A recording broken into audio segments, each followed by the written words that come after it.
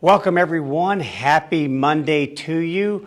I've gotten a lot of questions lately on my Facebook Live post, and one of those questions I've been asked a lot recently, as of a little video that I did on Saturday, is it necessary to use the word stay in your training? In other words, shouldn't sit mean sit and down mean down, and you do that until I give you another command to do? Kind of like I used to use the example of like 35 millimeter film. You have one frame, you see that one frame, then the next frame, then the next frame. Do this command until the next command appears, and then do that command, then the next command appears. So one follows right after the other. Okay, I'm going to be borrowing Lindsay today. She's one of our professional trainers here at Taming the Wild, and we're also going to borrow Sky. You can see she's all excited about doing this little video here. She's kind of taking a little bit of a nap here, but that's okay. All right, so let me just talk to you a little bit about it.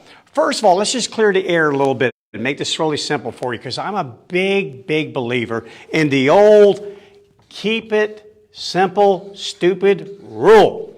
Okay, so we're going to keep it really simple here. So many people get hung up on how many words they should use in training. Let me let you know this. Your average dog is more than capable of learning several hundred words.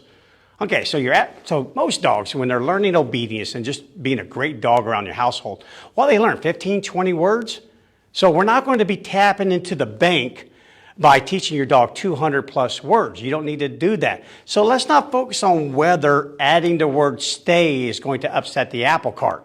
Let's focus more on what does stay mean. So you remember in subsequent videos, not subsequent, but prior videos, everything is about stereotyping. I'm just going to write stereo to keep it short. Stereotyping the signal, which means if you give S1, always require R1, a certain response. So here's what I see happening sometimes with the word stay.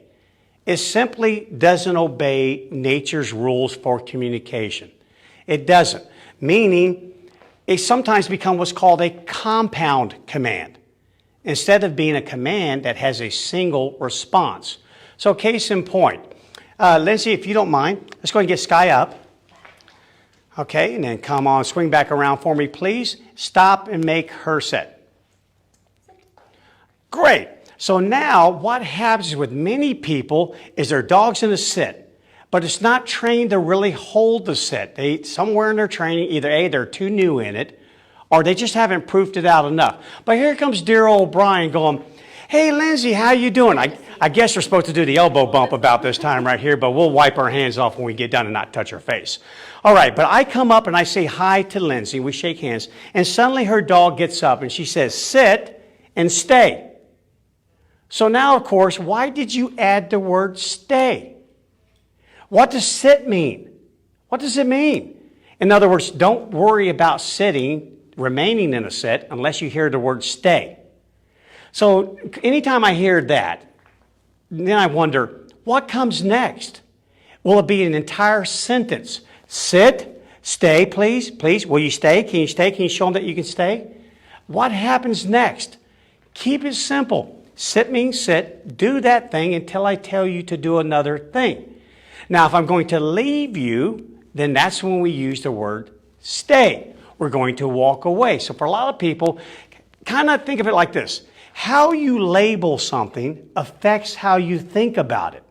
So for a lot of people, it's easier to think about their dog holding this position if they say stay. If their intent is this, the dog is here at point A. I want to leave the dog's immediate vicinity and go down here to point B, where I'm going to have a chat with Bryan. So I want to leave my dog. That is stay. If you're going to use the word stay, what are you using it for? Meaning, if your intent is to walk away, make sure that's, when you say the word stay, that's what you do. So stay is S1, signal 1, and response 1 is you leaving the dog and the dog remaining right here on point A. Otherwise, if you use it for that sometimes, but sometimes you use it just to keep your dog in a sit because you're not leaving the dog, then it will degrade. It will erode over time. It's like the dog's going, okay, so you just said stay. Are you leaving or are you not leaving? What am I supposed to be doing here? Yeah, don't make it confusing. Let's show it the way it's supposed to be. If you're going to use the word stay and you've already used the word sit, let's show what it looks like. So let's go ahead and just jump into a down. So let's tell the dog to lay down. Down. Okay, so now our dog's in a down. Say stay. Stay. And Lindsay gives a nice auditory signal, stay, and a big visual signal with the hand, stay. Now she's gone. She's not even in this frame. She's out of here. When I train the word stay, that's what I mean. So if you're using it and that's really what you meant, make sure that's always what you do. That's what you always do. Don't mix it up. Okay, Lindsay, so come on back in. So that would be a true application of the word stay. If not, you don't want to use the word stay, then don't. Be implied. Down is down. Don't move an inch. Don't move at all. No matter where I go, no matter how long I'm gone for, no matter what's going on around you, don't move.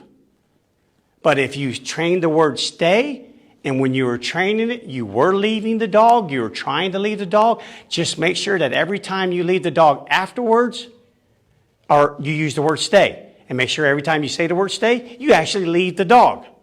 Don't use it to hold the dog in a down. Because again, if I walk up to Lindsay right now, hey Lindsay, how you doing? If her dog started to get up and she says, no, stay.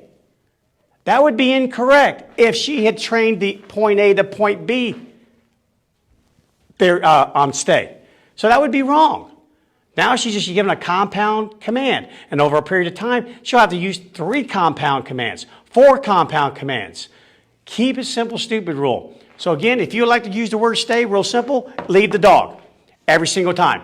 Stay means this. You're going to remain here. I'm going over there. And you will remain here until I return back and I release you. Come up with some sort of release command.